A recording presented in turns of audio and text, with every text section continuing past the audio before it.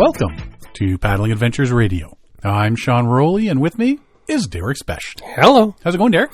Fantastic. I'm back. You're I'm back home. from your vacation, Yes. from your wanderings. It was, I need a vacation because I'm exhausted now. I knew it. Well, I went to New Brunswick, hung out with family for a week, and so every day we did a little bit of something here, there, everywhere, and a lot of walking, hiking, and tripping, and a lot of food. Like everybody took turns making some sort of meal, and so it was like big meals every day. So I gained a little bit of weight, but I also might have lost a little bit of weight, all the hiking. So All evened out in the end. yes, it did. Yeah, it was very good to get back and see everybody all in one place. Good weather? The weather was fantastic. On just one of the days, like it was pretty hot. It was 25, 28 degrees almost every day, except for one day where it rained overnight, really rained overnight, and then rained at about 9 a.m. So we had a nice relaxing day, and then sun came out, and so then we went off and did something, and so it was good. It was really, really good. Didn't get a chance. We had all the research we did recently about New Brunswick and paddle routes and Wolastook and the Wolastook River and so on. I didn't get a chance to get out. We did, talking to the family, everybody knows about this mine that's going in that, and they didn't understand. They knew about the mine. They knew about the planning, but they didn't understand. I said, if the dike breaks, that's a whole river system that's going to be kaput. And, I never thought about that. It's like, well, you got to think about this. It's like the dikes aren't guaranteed not to, and the levee breaks. Everything downhill. Exactly. Yeah. So unfortunately, I never got a chance. Every day was so busy. We're always doing something, so it didn't get a chance to get out on a canoe. I had planned a route, but we just never got a chance to do it. Shame. So, did a lot of hiking. One of the hikes that I wanted to mention was Fundy National Park. We did this hike, and, you're doing a hike on a hot day, and it's like, oh, this is all downhill. You know what that means. On the way back, it's all uphill. We live at the bottom now. But what was neat on that hike, but it was 28 degrees that day, and so we were in the shade most of the time, and it was down, down, down, and then stairs down, and then more down, and so it was like we're going down. Much farther can go down? At the very, very bottom, there's a dried up river. It's only water in the river in the spring. And anyways, like 3/4 of the way down, we went through this narrow cut in rocks. So the kids, of course, the little buggers are a lot faster than us, and so Stella and Becca were there, and they were sitting down on this walkway, on the wooden walkway at the bottom of this crevasse. And it's cool down here. It's cool. It's cool. It's like cool as in neat or cool as in cold? Cool as in cold. So we walked down, and you could feel it right up to your knees. It was cold from the knees down. And then we sat down on the boardwalk and cooled off. Ice cold air. The air was so cold. And I looked in some of the cracks and crevices on the sides, and I thought, oh, that's a weird white rock. So I poked at it and saw somebody else had poked at it. It's like, it was solid ice. Really? Not grainy ice. Solid ice in July in the rocks. And I squatted down and I could see it. It was like a 18-inch around hole, and it was just solid ice in the bottom of it. And so that's why it's so cold down there. It's all the ice in the rocks.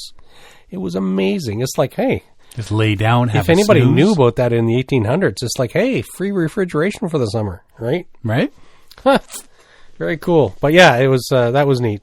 So it was nice to get down to see family every time. And now they're all happy you've left. Yes. But what was neat from our perspective, and I thought about you a couple times. It's like, every time we're planning something, I'm planning around tide tables and tides this and tides that. It's like, this is exactly what we'd be doing if we were kayaking down there in the Bay of Fundy. Yep. So yeah, it was constantly relearning the tide tables. I used to know them all the time. You had an idea of what the tides were at any given time of day, and but I had to refamiliarize because I haven't been regularly down there working tide tables in 20 years, right? So it was kind of neat for that aspect. See, you got to get back into the swing of it. And do more trips down that way with a couple of floaty things. Exactly. But the pre-planning you'd have to do to get out on the water to know, because if you're on an ebb tide where the tide is going out, that's a current going out, and that could, suck you out in the middle of the Bay of Fundy. Or if it's an incoming tide, it's like, it's just going to push you inland, right? Mm-hmm. And, well, people do, they run kayaks up the Shubenacadie area in Nova Scotia and Alma area in New Brunswick. And there's that running, rolling wave that people run up the bay, top of the Bay of Fundy. It's a lot of fun. It's pretty neat. I haven't done it myself, but I've seen a lot of people do it. And I was like, oh, look at that! And you can do rafting too. They're all, and there's jet boats you can run the tides. So you need to plan just a paddling vacation. Vacation in the Maritimes. Yes, there's so many things to do. Like, if family wants to come visit you while you're doing it, then they better be ready to join in. Exactly. Right. Yeah.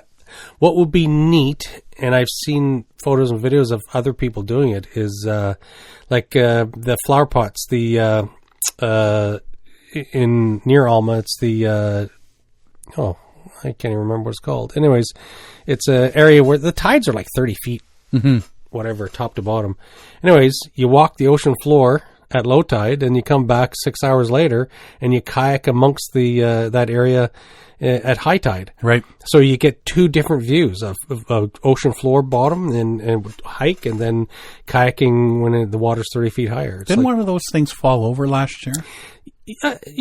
Your wife said something about that when I came in. It's like, I don't know. I'll have to look into it now. Yeah, I'm pretty sure one of those fell over. We were there last year. Maybe it was this past Yeah? No, it could have been. I think it was the fall. I'll have to look into it now. Yeah.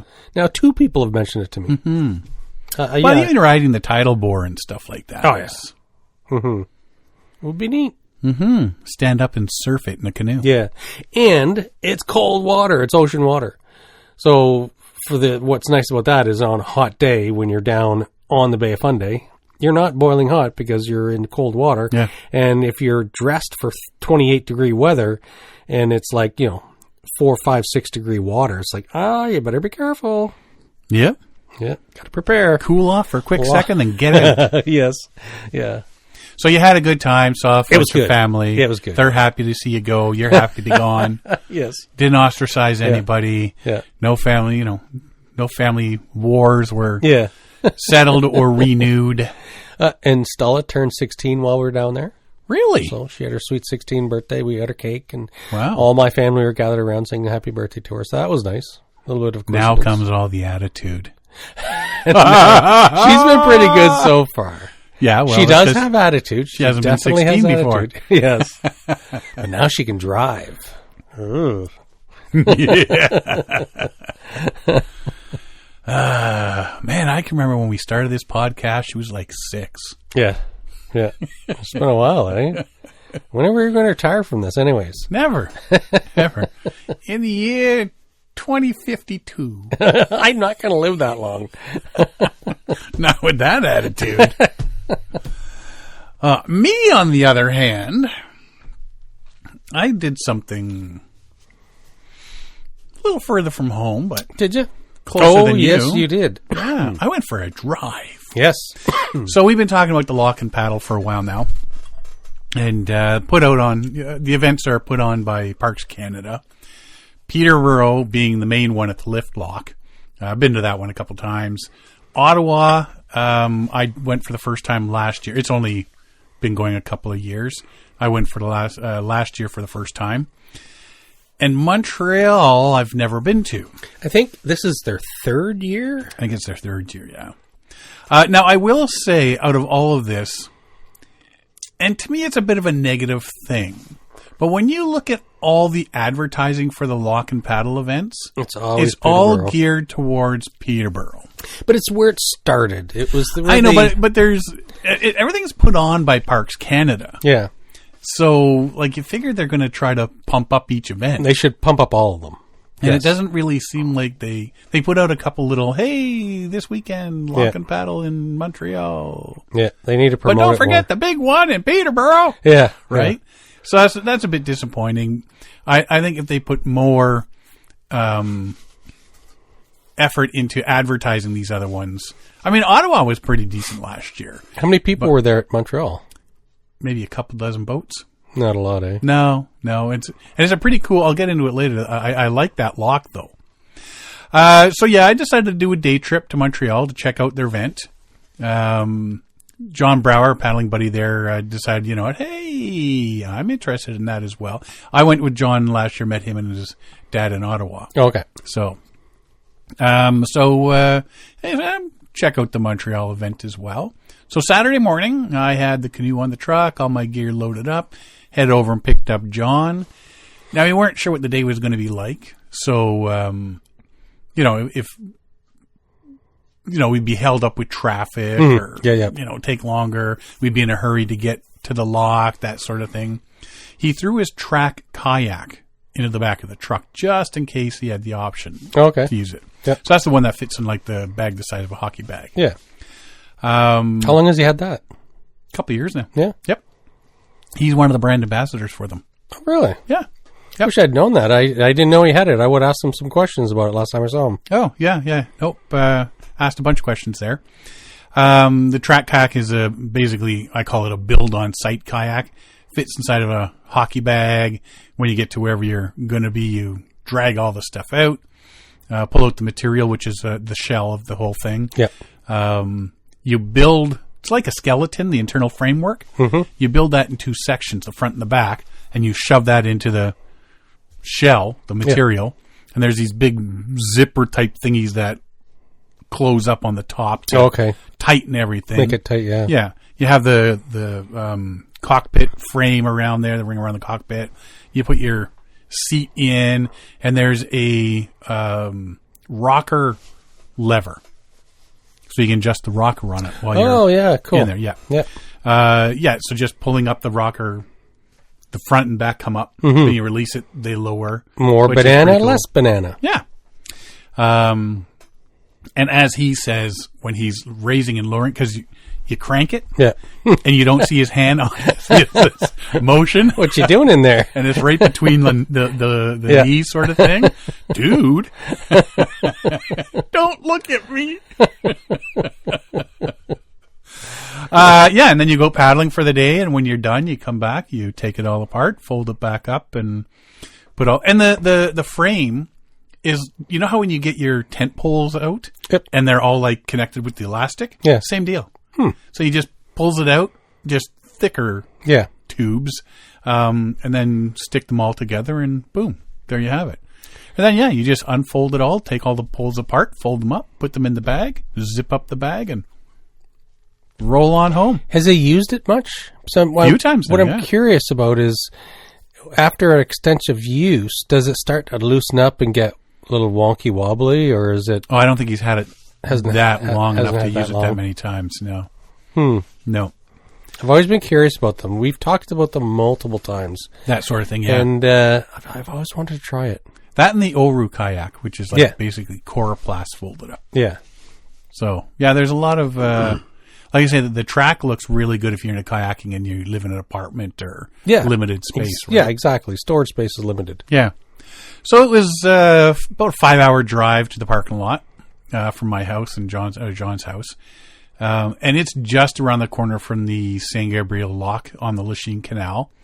We were one of the first ones there, so we got a close parking spot. Dude's just opening up the gate for the parking. And I just pull straight on in. Perfect timing, my friend. And the thing, my French is garbage. Yeah, mine too. Pretty much almost non-existent.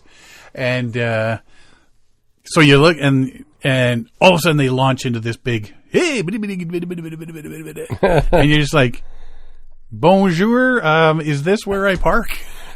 Oh, yes, this is where you park. Bonjour, je m'appelle Sean. Comment ça va? Où est la bibliothèque? Mon chien Pitou.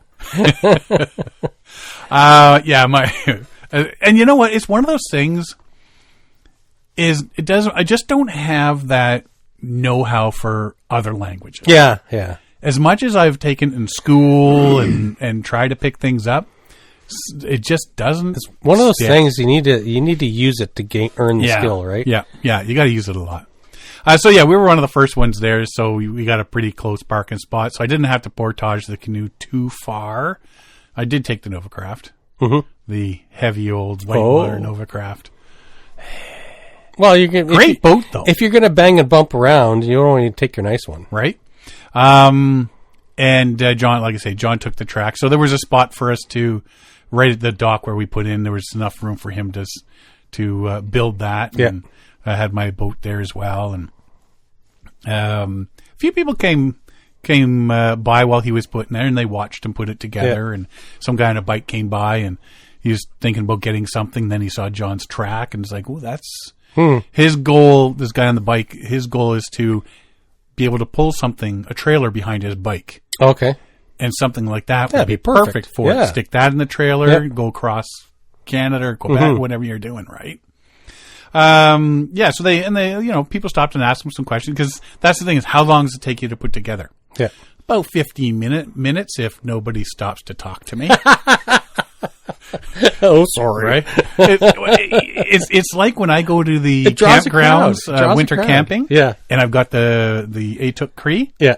Because it's not one of the more... It's not a normal tent that people have. People want to stop. Hey, look at that. And you got a wood floor? So, I could have it up in less than an hour if people would just, bugger off. Because you see people coming over, start asking questions. You just see Tracy yeah, it's going to be midnight. Yeah. So there were some people asking questions about it, and they all seem to really like the idea of being able to have a portable boat like that. Oh yeah. We met up with a group from Maryland. They're part of a meetup group called Paddle Something, and I've seen them online. Basically, they from what I get from them, they organize groups to go paddle at different spots, different events, and this was their. And they came up. Yeah, there was a few of them that say, "Hey, this is happening. Let's go up and check it out." And they come up. I don't know what they did. It's a long way to drive just for a lock and paddle. You mean like 5-hour drive on 5 hours home? Maryland in one day? That close? Yeah, but that was us. Oh, but they made a weekend or a few days out of it, right? So there's probably a couple other places they hit along the way. Yeah, but that being, I guess, their goal.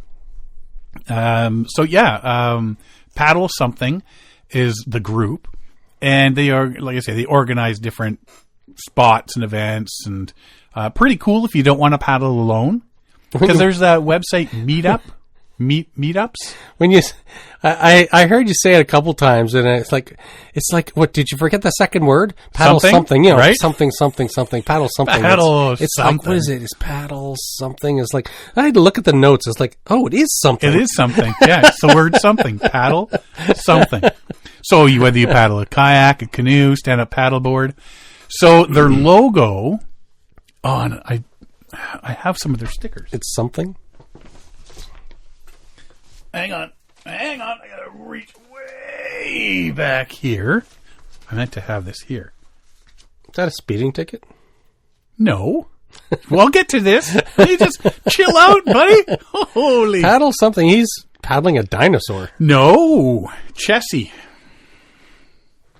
Chessie is the Chesapeake Bay version of the Loch Ness Monster Nessie, or Canada's Ogopogo. Mm-hmm. So it's somebody on the back of Chessie. Back in the day when people started seeing these things, I don't know what drugs or alcohol they were on. So if you've got an hour, I can go through the conversation I had at work about Bigfoot and the abominable snowman. It's like, what was going on back in the day? Right? I don't know what they were smoking back in the day, but something was definitely off. There was something in the water, I'm telling you. It was big and long neck, looked like a dinosaur with big fins. And there's somebody on it. Yeah. They were a really nice group of people that we chatted with them for a bit there. And paddlesomething.com if you want to check them out, especially if you're in Maryland and you're looking for meetup group sort of thing. Check these guys out. But they came up and did that, and nice chit-chat with them and whatnot. So when John was done putting his boat together, and I was waiting and waiting and waiting, because, all I had to do was take my canoe off the truck. We put the boats in the water and headed towards the dock. The launch point where we launched from was between two locks, and we noticed some people were heading to one lock, and I'm sitting there going, no, I think we're this. And you get to that point with, I'm pretty sure. Maybe I got it wrong. Maybe I got it. Maybe everybody's looking at me going, what an idiot. Mm-hmm. So I get my phone out and I'm looking at Google. Nope, we're going the right way. So, it just meant that they get some extra, paddle time.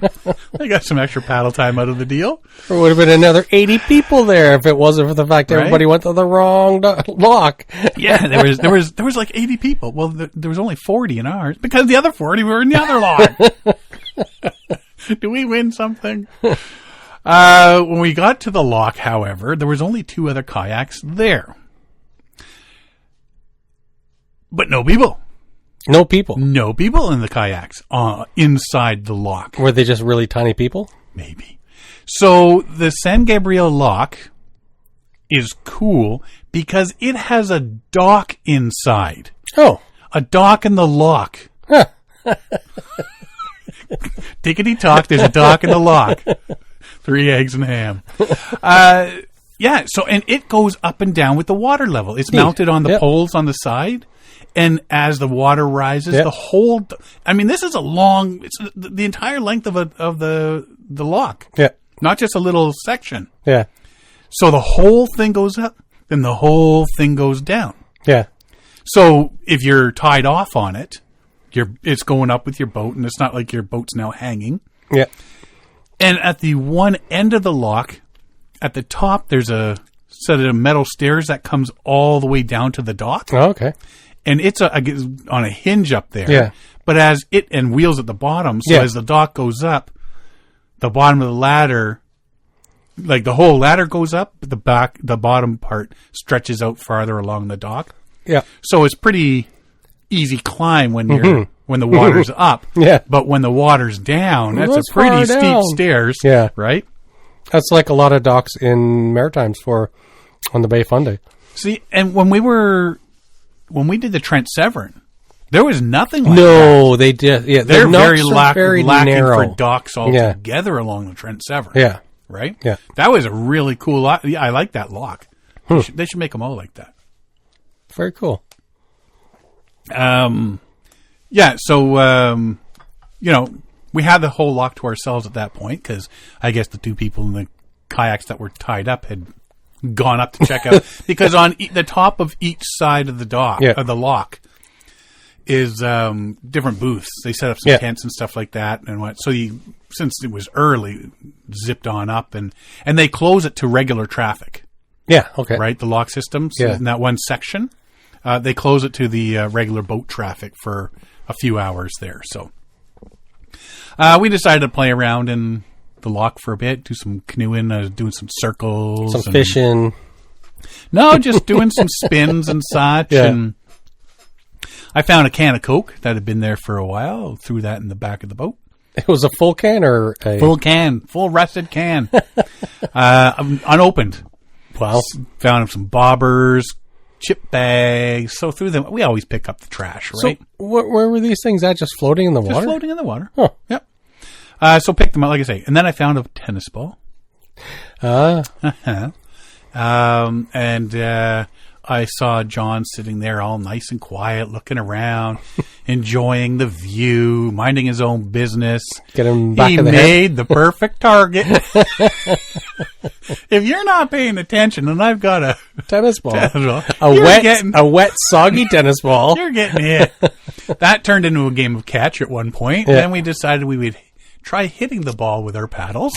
Again, the massive lock, nobody but the 2 of us goobers in it, right? Yeah. And, decided we try using our paddles as baseball bats. For the record, we suck at canoe kayak baseball. After goofing around for a bit, we were joined in the lock by a few, because all of a sudden those people that went to the other one, you're looking down, and they're now all so our fun was done. Well, you could just make a team. Right? Team sport. Quick, paddle the bases. Nobody won, but everybody won. So as they're sitting there, people are hanging onto the sides of the dock and the other side and that. We were on the shady side, not the dock side. Members of the Coast Guard Auxiliary were there. They came down to the dock and started calling the boats over one by one. Yeah. They were doing safety inspections. Uh-oh. Did you pass? That's that ticket you thought was a ticket? Yeah. No. So what they do is they come down there, and there's a few of them there, and do you speak English or French? English. Okie dokie.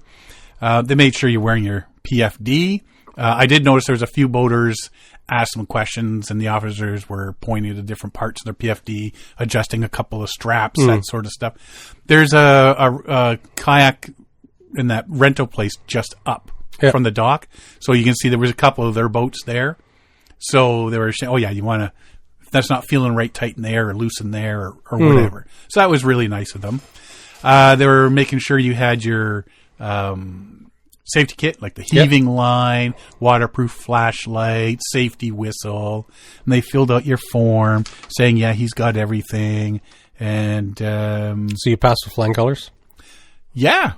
So now I've got this little souvenir thing from the Lachine canal. And if you didn't have all the everything, would they have given you a ticket? I think they would have beaten you with a stick. Or a paddle. Or a paddle. Yeah, I got my life jacket. I've got my reboarding device. What's a reboarding device? I had one, though. I had my buoyant heaving line. Manual propelling device. I had two. I said, "See, I've got the extra paddle." He goes, and I guess he misunderstood me. "Well, I hope you have a paddle." I said, "Well, I've got two." And sound signaling device or appliance. They just tick all this stuff off. First aid kit, communications, that sort of stuff. Planned route. All this little stuff there. And then on your canoe, they stick a sticker. Nice. Inspection 2026. Pleasure Craft Safety Check. The Canadian Coast Guard Auxiliary Quebec Inc. 2026 sticker. So now, John's kayak, the track, they don't stick. Oh, is it? So they couldn't stick it. Yeah. Mine, they just peels it off and right in the side. I'm thinking, well, that's kind of rude. Now, I hope it comes off. Otherwise, I'm gonna look like one of those cars going down the road with stickers from the last 30 years of your family vacations on the back. So yeah, that was cool. That was really cool that they were doing that. And you got an extra one from them? This was John's. It didn't stick. Oh, okay. So I said, I'll take that from you. It didn't stick, so yeah, I took it. Yeah, and then so they after everybody was in there, they couple dozen paddlecraft were in there. They closed it up. They did a speech, both French and English, up top, talking about the lock system, the history of it, thanking for everybody for coming out, that sort of thing. They raised the water level and opened the lock so we could all paddle out the other side. It was rather violent water coming in that side. Like when we did the Trent Severn, nothing got that violent. Oh, it was that bad, eh? Yeah. Because I remember like, woo. When we did the Trent Severn, it was pretty rough a couple times with the water flow and the No, this one was pretty... But we survived, apparently. Yeah. John was holding on to the dock in my canoe for dear life. So, yeah, we paddled out and we went... up for a little bit. We chatted with a few people and other paddlers along the way. Everyone was having a great time.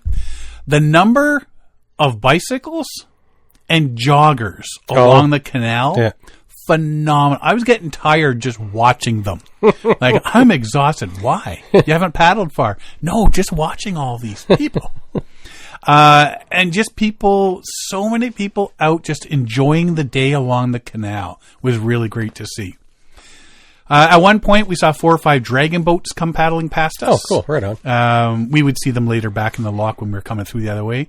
Shout out to 22 Dragons Dragon Boat Club.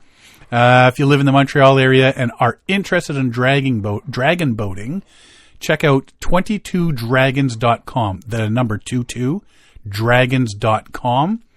They made a little speech on the way back about 22 Dragons, being one of the first ones when they started revitalizing everything to be out there. And so everybody's, clapping and that. And he goes, and the main guy is going, if you have any money that you want to pass off, 22dragons.com. And he's looking over and I looked at him. If you have any money you want to drop off, paddlingadventuresradio.com. Yeah, apparently neither of us get money from either of us. You give me 20, I'll give you 20. But it was cool that they when we were paddling up, they sort of just came through and then just stopped for a couple minutes. They were talking and giving directions and that, and then boom, all of a sudden they started and zoom, zoom, zoom, zoom, zoom, off they went again. Cool. So, yeah, it was pretty cool to see that. There's a lot of recreating going on in the canal section there. After paddling for a bit and enjoying our view of Montreal, we turned around, headed back to the lock, went through, tied up to the lock the other side, and we headed up. Because when you get through the lock, not only is there the dock inside, but there's one just past it. So we can get out, and then we headed up to the top of the lock to check stuff out. Ozero Solutions had a booth at the top.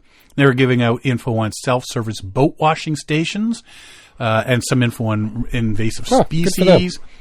Do you remember that? Now, they didn't have one of the machines there, but they do have, he says, we do have them at multiple lakes in Quebec. Do you remember the one we saw when we came out from our Incomplete Angler trip? The one at Opiongo? Yeah. That's them. Oh. They had boats, the big ones. They had, that's what they put out, different lakes and stuff. Oh. So that was pretty cool to see. Same company that we saw? I don't know if it was the same company, the same machine. Same machine. Yeah, same machine. Yeah. Then Canoe Kayak Quebec was there talking about the network of paddling routes known as Route Bleue, or the Blue Road. Checked out the website, which is in French, but my browser will convert it to English. Yeah. So, La Route Bleue, LARUTEBLEUE.ca has a lot of stuff about the routes and all that and what they do. They're a network of safe and accessible paddling routes through Quebec. It helps you choose, plan, and live your outings with confidence, as they say. Site allows you to find a route, explore by regions, check out an interactive map. There's a section called Prepare for My Exit. And by exit, they mean outing. So preparing for your trip or whatever. The Blue Road is your starting point for a safe and enjoyable water adventure, regardless of your level. Section guides you through each stage of your preparation. Assess your level, choose a suitable route, plan your route, and gather the essential equipment. You'll find practical tools, lists of equipment, time calculators, and videos to better prepare you. Oh, cool. Finally, to paddle also means respecting your environment, discover how to navigate responsibly, recognize fragile environments, and explore with a minimum of impact. Good preparation is the key to fully enjoy your exit to the water. There's a blog section with articles like paddling with your dog, dehydration, or commercial meals. So do you dehydrate your food, or do you just buy the freeze-dried commercial ones, right? The About section says, the Blue Road is an enriching ecotourism experience recognized by the Ministry of Education as a national network by improving and facilitating access to water bodies, all in an eco-friendly setting. La Route Bleue is a guarantee of safety and standardization of paddleable routes in Quebec. If you have the chance and you're thinking of paddling Quebec, like I say, La Route Bleue, BLEUE.ca. Check them out, and there's a lot of stuff on there. After that, we checked out a couple of the food vendors. John checked out one of the food vendors with his tummy. He's like, smell this. Yeah, it smelled good, dude. Watched some different paddlers down, from the top of the lock, looking down at the paddlers that were there, before heading back to our boat and getting back on the water. Took our time paddling back and checked a lot of graffiti everywhere. A street photographer would love it there. It's good graffiti, is it? There's some crap stuff. Yeah. But there's some really good stuff, some big stuff. I took some photos of some stuff in that, and video. We did some photos and video of our boats in the lock before heading back to the takeout. Once out of the water, John quickly disassembled his track. I took my gear and canoe to the truck, loaded everything up, and headed on out. It was a hot day. Mm-hmm. We thought there was supposed to be some cloud cover. There wasn't. I guzzled a couple liters of water easy. And even still got out of there feeling pretty dehydrated as we were driving away. Instead of going for dinner, we just stopped at a store, grabbed some cold drinks, like cold water and stuff, and started heading for home. We stopped later for a bite to eat and whatnot, feeling a lot more chipper at that point. It was a long day out. About 5 hours to get there, 5-ish hours on the water, 5 hours home. So that's a long day. Yeah, it was a long day, but I really hope they're able to grow the participation at this event. Yes. It's enjoyable. It was a really nice place to paddle. And like I say, there's a couple of spots that, especially if you're a photographer, you could stop and take like some city views. And I don't know if you saw my posting on our Facebook. I did thingy. Some of the city views, some of the graffiti and stuff was pretty cool. The locks were cool. Mm-hmm. Just the general, so much activity along the side of the lock was pretty cool. We had a good time there. That's awesome. This weekend is Peterborough. This coming weekend is the second of the Lock and Paddle Triple Crown, as we've been calling it. We're going to that one Saturday, July 18th, 12 till 4 p.m. The Peterborough Lift Lock. Check out parks.canada.ca for all the info, directions, parking, schedule, etc. Just Google Peterborough Lock and Paddle. And the Ottawa Lock and Paddle's on their website too? And the Ottawa one is there too. That's in August. August 15th. We'll be going to that one to complete the Triple Crown. But we'll be in Peterborough. Well, cool. I'll be in Peterborough this weekend. Yeah. Not sure about you because you probably have a honeydew list to do. Yes, I got a lot of stuff to do. And so I'll be there. So if you see me, say hello. And while I was enjoying my time there, apparently not everybody else is having a good time because there are wildfires aplenty. Yes, I was digging into that today too. Mm-hmm. I assume you've already been looking at it because you had a lot of information sent back to me. Officials have canceled all Boundary Waters canoe permits amid the surging wildfires. A historic heat wave and lightning-sparked fires have triggered a full closure of the country's most iconic canoe wilderness. Forest Service officials have closed public access to the Boundary Waters due to surging wildfires across Minnesota. Decision is part of a 3.9 million acre closure across Superior National Forest due to the fires and the unusually hot and dry conditions.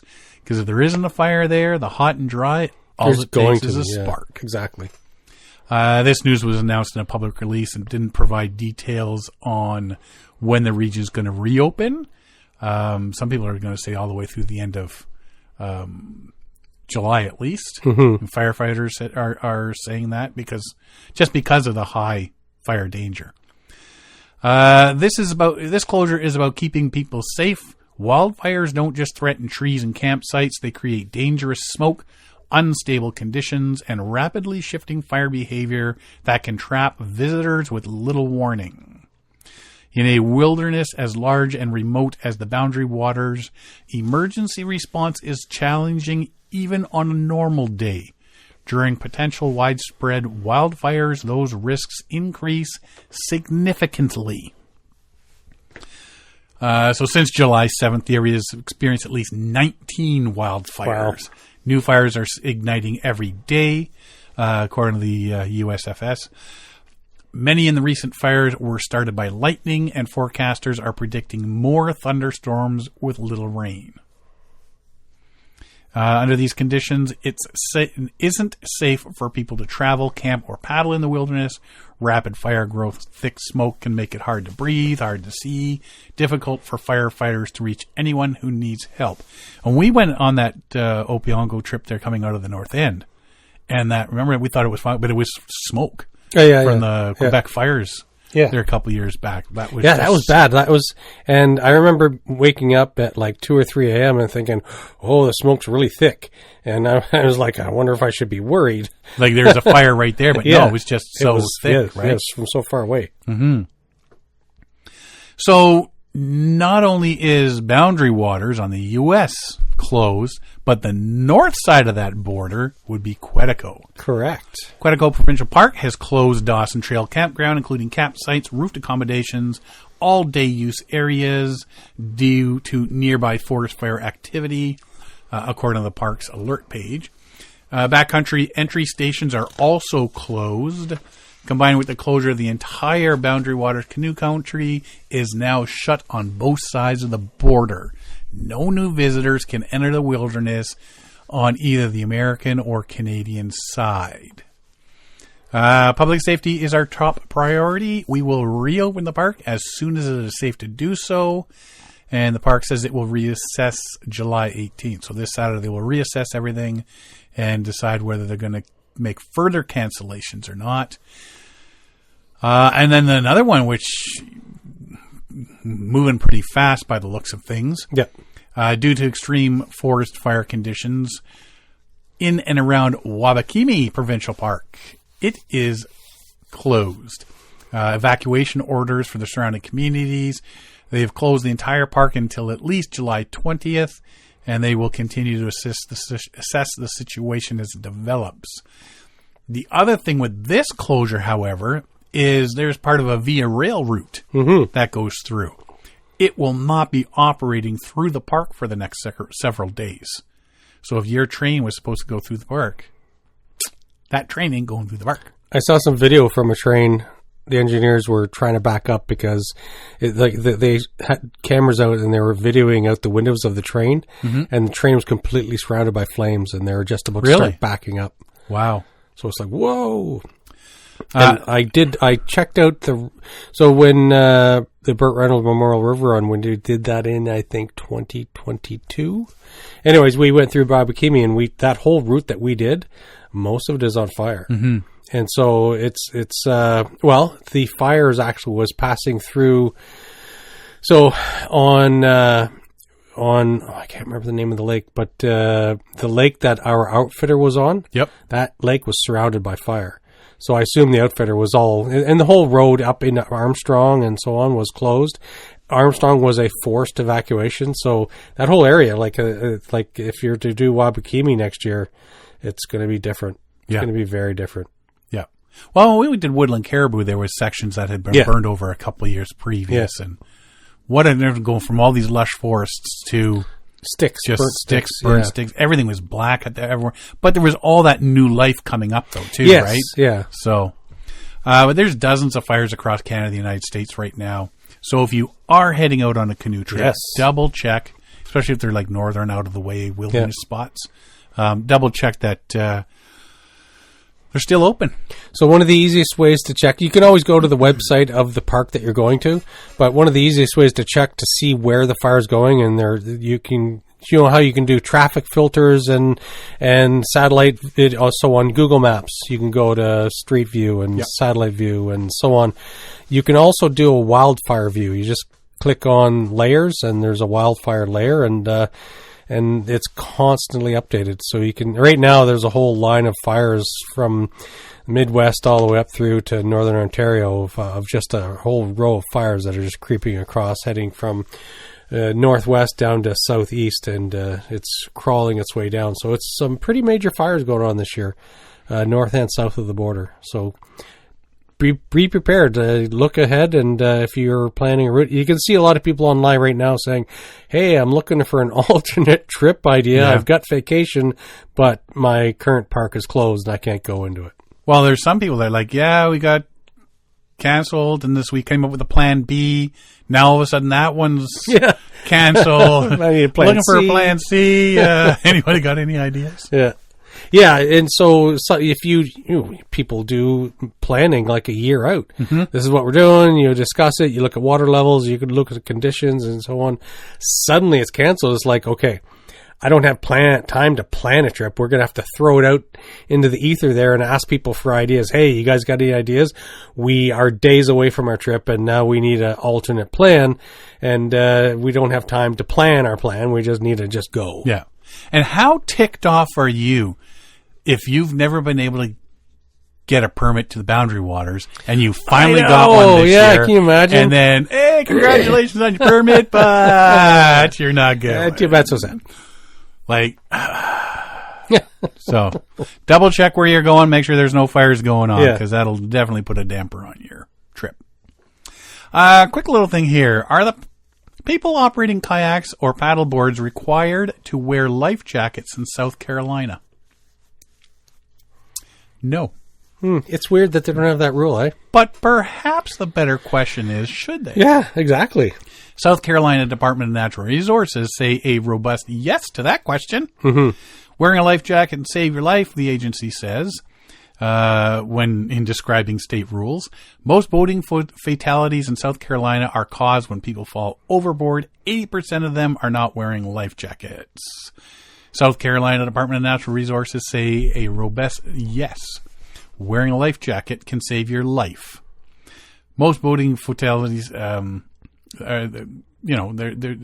exactly what you don't want to happen. Yeah. If you're going to fall over, oops. Yeah. But if you're wearing a life jacket. Yeah, these are accidents. You can't plan for them. And so be prepared for a tipping or for an accident. And, if you're going to fall out of the canoe or you tip the canoe and you strike yourself in the head with a gunnel as the whole canoe tips over and you go unconscious, well, you can't swim when you're unconscious, but the life jacket will keep you afloat. Kids under 12 have to wear them. Mm-hmm. But anybody else, it just has to be in your boat. Yeah. It can't be locked. It can't be in a bag or something. It's got to be in your boat. So you can tuck it, like throw it in front of you or something in your canoe or something like that, as long as... But if you fall over, a lot of good that does you... Exactly. Sitting on the floor of your canoe, right? Mm-hmm. South Carolina's law is on par with the majority of states. Few such as Maine, Hawaii, and California require life jackets for anyone operating any type of watercraft. So South Carolina is not the only one that has that. Exactly. Lacking that rule sort of thing. I've seen postings on, like there was it was a sign, it was a popular canoeing, kayaking area, and it said in the last so many years, 264 deaths. And then there's at the bottom, it says,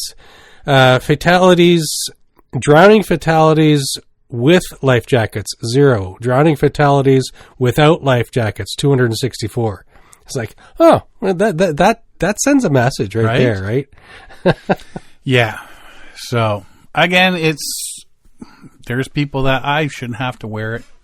It's uncomfortable. Yeah. It's hot. It's my right. Yeah. It's like, I don't know. You'll never win the argument. No. Never. Klamath River.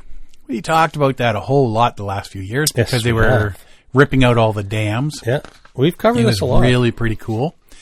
There's an award-winning film about kayaking the undammed Klamath. It is free to watch right now. And it is good. Film about the rebirth of the Klamath River just made its way to the communities that know the river the best.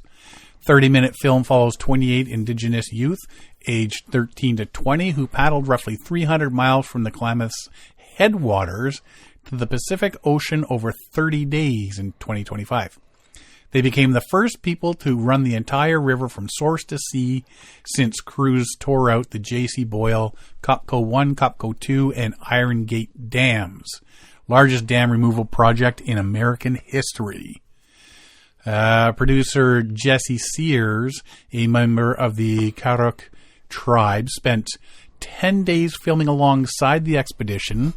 Paddlers trained for years through the nonprofit Rios to Rivers, traveling as far as Chile to build whitewater skills before running rapids that had been buried under reservoirs for a century. Because, when all the water went down, those rapids, all the rocks and stuff in those rapids are still there. Yep. Film has already collected a 2026 National Headliner Award and racked up more than 240,000 views online. Screening also lands at a fitting moment for the river itself.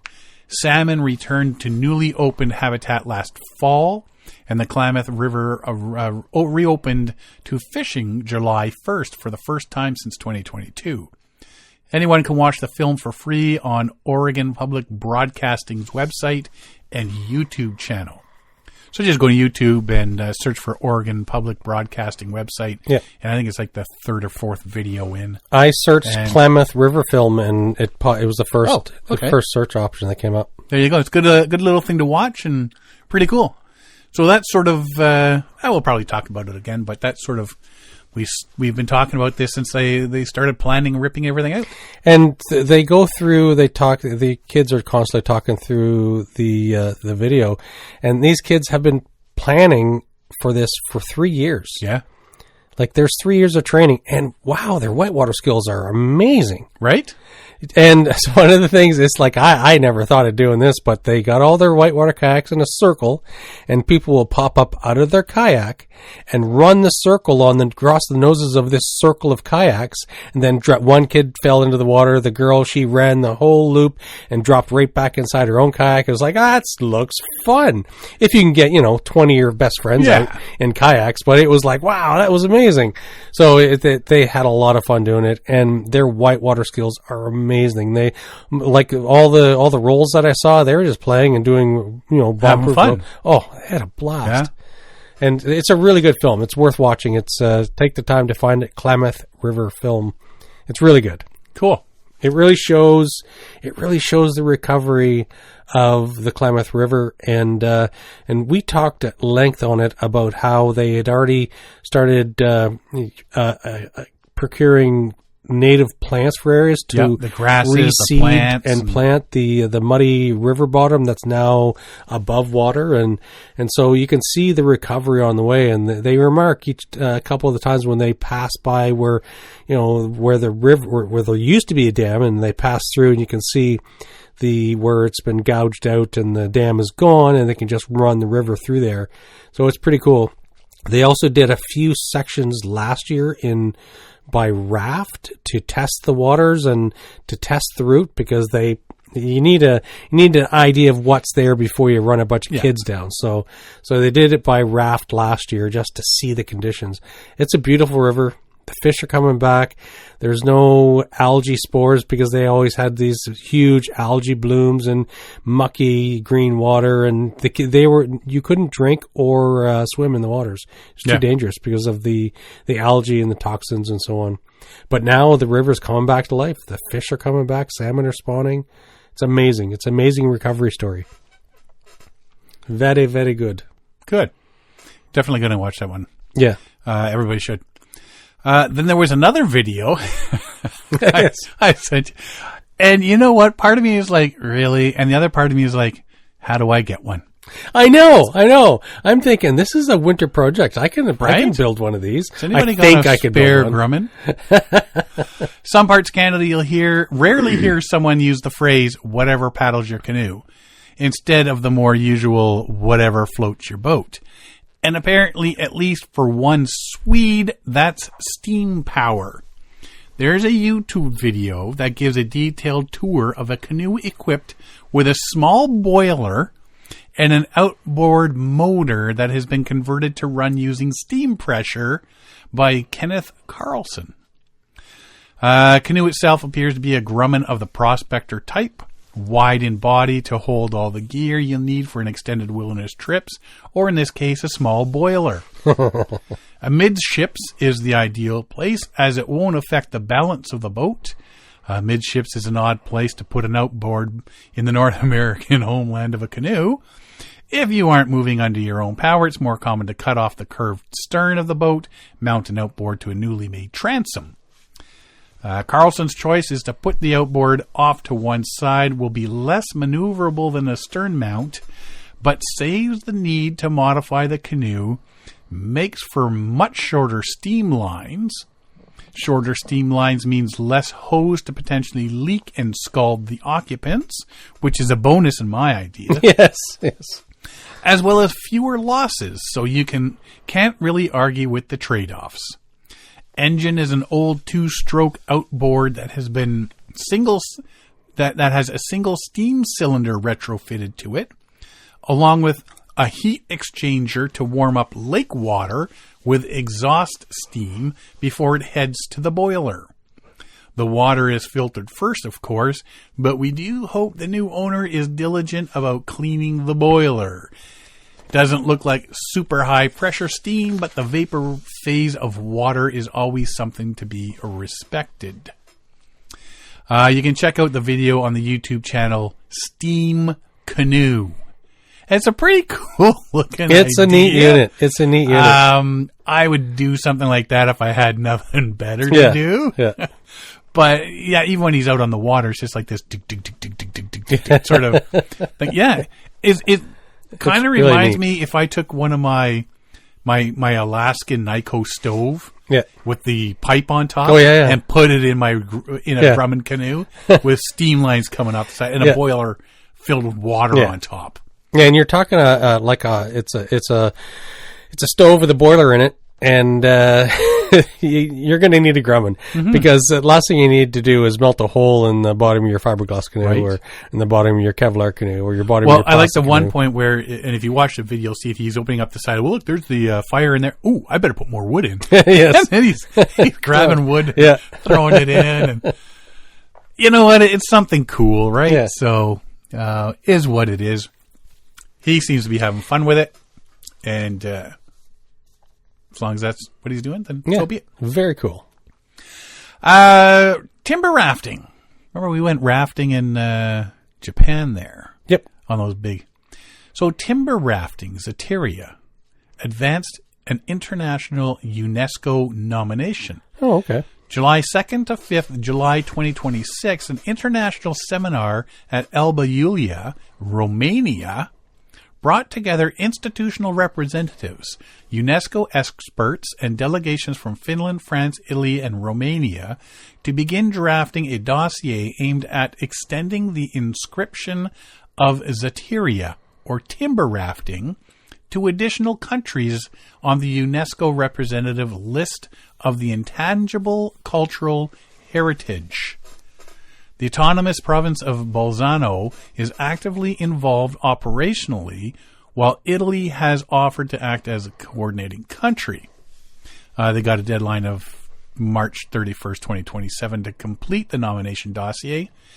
The key outcomes of the seminar is the exchange of experiences among countries where timber rafting is already recognized, agreement to prepare a joint nomination dossier for international extension, commitment from Italy and the province of Bolzano to coordinate and support the process, and renewed emphasis on international cooperation to promote and safeguard their tradition. Why does this matter? Timber rafting is a historical practice that since the 15th century played a central role in the economic development of South Tyrol and the valleys along the Adige River. For centuries, the river was the main route for transporting timber and goods until the mid-19th century. UNESCO recognition helps protect and promote this intangible heritage while fostering transnational dialogue and safeguarding traditional practices. And we've come across this before where they do this sort of thing. But that's the same thing with Japan. Japan, before they started using it as a tourist thingy. It was a way of life. It was a way of life. They had the people taking those rafts, and they're massive rafts too. Yes. Up and down with all the stuff until they put the roads in the 1900s. Implication for visitors and local communities, cultural enhancement, new preservation of promotion projects at local and international levels, cross-border cooperation, sharing best practices among communities involved in timber rafting, and tourism potential, greater visibility for routes and initiatives linked to the intangible heritage. Process will continue in the coming months with the technical working group activities. Those interested in following developments and participating in local initiatives should watch for announcements from the autonomous province of Bolzano and the irrelevant local authorities. Cool. So for more information, check out UNESCO Timber Rafting. There's a bunch of stuff on there. And yeah, it's pretty cool to, like I say, if it was done, just because it was done, like a couple of 100 years ago, doesn't mean it isn't important to, it's important to how the country was built. Yeah. Whatever country that culturally important. It's something that so it can't be forgotten. Needs to be protected. Yeah. And that's exactly what this is for. We'll end it on a big note here. Yes. Grand Canyon river rafting guy who aimed to become the first American woman to row across the mid-Pacific solo has completed a record-breaking journey from California to Hawaii. Mm-hmm. We've been following this off and on. We haven't talked to her about it till now. Yep. But yeah, we've been following this, and she's really good. She's posting and stuff, and she's well planned, very well planned. Oh yeah. Hundreds gathered to cheer on Kelsey Pfendler as she pulled into the Honolulu harbor on her 21-foot rowboat Lily after nearly a month and a half at sea. She launched from Monterey, California in May, set out to become the first American woman, youngest woman, and fastest woman to make more than 2,400-mile journey solo. Hundreds of thousands of people followed along on her journey on social media, where she shared highs, lows, quirks of her trek in videos taken as she bobbed alone on the vast ocean. Pfendler appears to have broken both the previous women's speed record as well as the men's speed record. Yes. According to records maintained by the Ocean Rowing Society International, which adjudicates ocean rowing achievements for Guinness World Records. The Rowing Society's online records showed Saturday morning that Pfendler finished in just under 44 days, faster than the previous comparable female record holder, 86 days, or the male record holder's 52 days. That's impressive. 44 days. Pfendler's video diaries explain the logistics of her passage and survival on the ocean. She detailed challenges including blistered hands, struggled to sleep amid stiff winds, and the mental and physical struggle of coping with sometimes unfavorable currents and wind. She explained how she cooked, protected her skin from the sun, washed her clothes, made fresh water.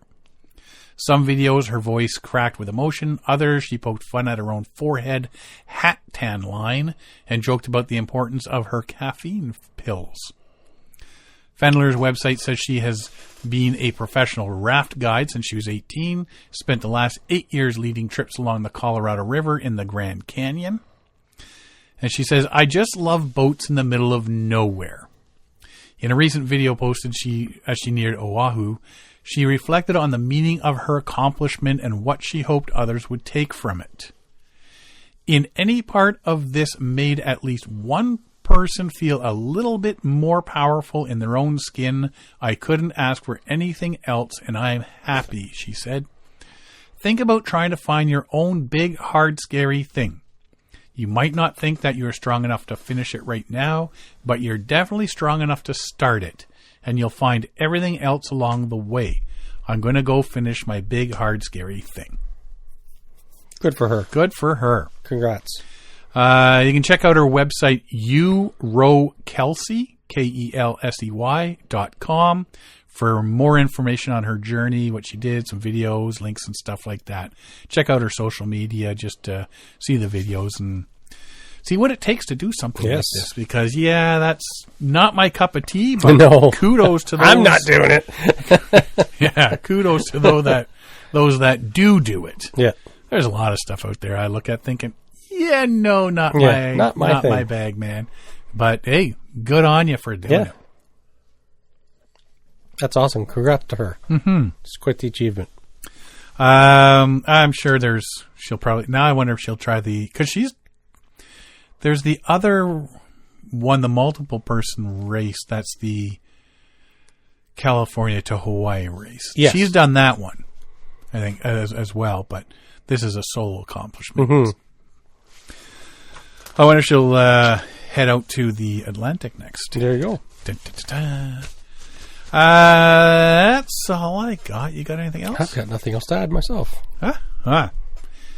Doing lots of canoe trip planning right now, and I have to start packing. Yeah, because you're going away again. 10 days. Mm-hmm. Good Yep. times. Good times. Good times. Good times. You're heading west, young man. Yes. That'll Head be west, exciting. young man. Head west. We'll have to talk about that next week. Mm-hmm. Alrighty. Well, if you got nothing else, if you want to find out more about us, you can go to our website at paddlingadventuresradio.com. We're on Facebook, Instagram, and YouTube. And you can stream or download all our episodes on Apple Podcasts, Spotify, iHeartRadio, Player FM, Podbean, Amazon Music, and all your favorite podcast downloading sites. Or just go to the episode page at paddlingadventuresradio.com and you can stream or download all our episodes there. If you enjoy the podcast, please share it with your friends, family, and fellow paddlers. And again, if anybody's heading to the Peterborough Lock and Paddle this weekend, yes. I'll have the blue Novacraft and my old smiling face. Look for the beard. I'll be there. Yeah. Make sure you say hello. Hello. Again, I want to thank everybody for listening this week. I'm Sean Rowley. And I'm Derek Specht. We'll see you next time.